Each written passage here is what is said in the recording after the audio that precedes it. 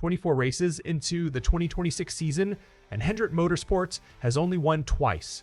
Both of those wins belong to Chase Elliott. So where does that leave defending champion Kyle Larson? And where does it leave HMS as a championship contender heading into the chase? Chase Elliott just answered that question directly, and what he said is worth breaking down. And hey, real quick, if you are a true NASCAR fan like me, go ahead and drop a like and subscribe to the channel. NASCAR Nation news is just getting started. We're pushing for our next subscriber milestone, and it's all about real talk from fans who live this sport every week. All right, let's get into it. Let's start with where things actually stand. Through 24 races this season, Hendrick Motorsports has just 2 wins. Both of them came from Chase Elliott. That's it. 2 wins for the whole organization at this point in the year. Now let's talk about Kyle Larson specifically, because his season has been a rough one by his own standards. He's got 8 top 5 finishes, and he currently sits 8th in the point standings. For a defending champion and for an organization like Hendrick Motorsports, that's simply not the kind of performance fans or the garage are used to seeing. But here's the thing. Chase Elliott doesn't think any of that rules HMS out of the championship picture. He believes the team is still firmly in contention, even with the Chevrolets clearly struggling against the Toyotas. And according to Elliott, a big part of that struggle comes down to balance issues with the cars. So how does Elliott square we're struggling with we can still win it all? It comes down to something Larson said just last week. Ahead of the Cookout 400, Larson made the case that Hendrick doesn't need to be the fastest team during the regular season to challenge for the title. And Elliott, agrees with him completely. Here's exactly what Elliott told journalist Tim Moore at New Hampshire Motor Speedway. He said he thinks Larson is right, that execution can take a team a long way. He pointed out that speed in this sport comes in waves, and after being around it long enough, he's watched those waves come, go, and roll back in again. In his view, you just never know when the momentum might swing back in your direction. That's a pretty telling comment from a driver who's currently sitting on the good end of those waves this year. Now let's go back to what Larson said before Elliott ever waited. Ahead of the Cookout 400 last week, Larson made it clear that nobody inside Hendrick Motorsports is walking around overly confident about the championship as the chase approaches. But there's a reason the hope hasn't died internally. This team has clawed its way back from difficult situations plenty of times before.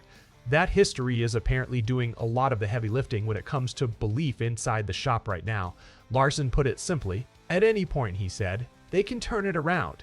Elliott is on the same page as his teammate here. He's not pretending the results have been good, because they haven't been. But he's making the point that the things within their control, the things a team can actually manage, those are being handled well. So, what does that look like in practice? The article gives us a real example. The Toyotas have been dominating the Chevrolets on raw speed. No argument there. But when it comes to strategy and making the right calls on race day, Hendrick is right up there with anyone. And we don't have to guess what that looks like because it already happened. Just last week at Richmond, in a race with heavy tire wear, Hendrick Motorsports executed a strategy that was, by the article's own description, close to perfect. The result? All 4 HMS drivers finished in the top 10.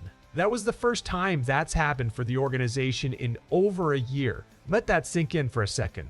4 cars, 1 team, all inside the top 10 for the first time in more than 12 months. That's the kind of week that reminds everyone what this organization is still capable of, even in a down year. Elliott expanded on exactly why moments like Richmond matter so much. He said that when strategy helps you by an extra week, it could be the difference in performing at a higher level down the line.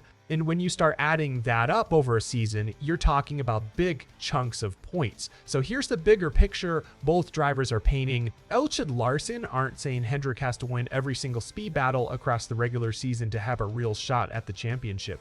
What they're saying is the team just needs to stay close enough, through consistent finishes and through air-free weekends, so that when the right opportunity shows up, they're in position to take advantage of it. Now, let's put the whole HMS picture into perspective heading into New Hampshire. Chase Elliott currently leads all Hendrick drivers in the standings sitting 6th. Larson is right behind 8th. Byron sits at 12th. And as for the 4th car, Alex Bowman is currently 29th in points, and he's the only Hendrick driver who won't be making the chase. So here's the question for you. Do you buy Elliott and Larson's philosophy that execution and strategy can carry a team to a championship even without having the fastest car?